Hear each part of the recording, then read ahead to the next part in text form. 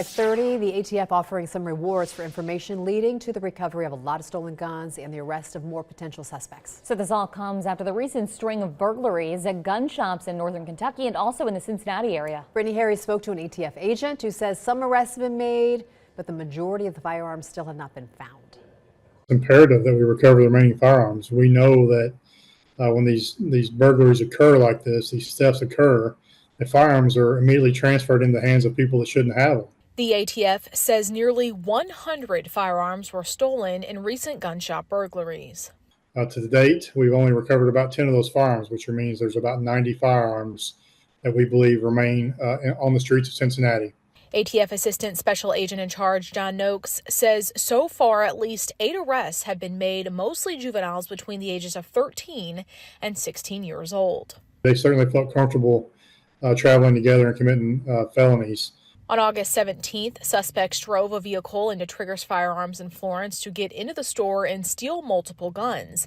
This is video of that. A day later, the ATF says a vehicle forced entry into Range USA, also in Florence, and the suspects stole more guns.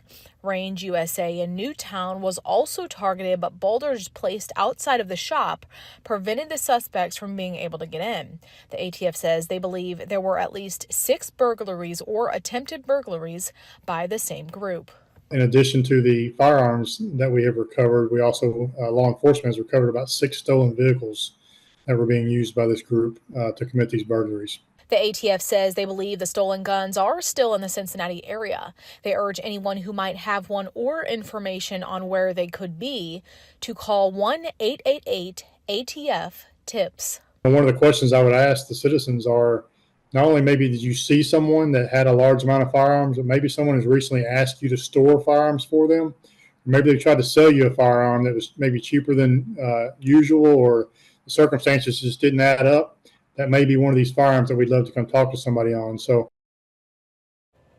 And again, that was Brittany Harry reporting on. The ATF says that the reward amount depends on what type of information is provided and how many firearms are recovered. There's a big reward, up to $10,000 being offered by the ATF for any of that information, leading to the arrest of additional suspects.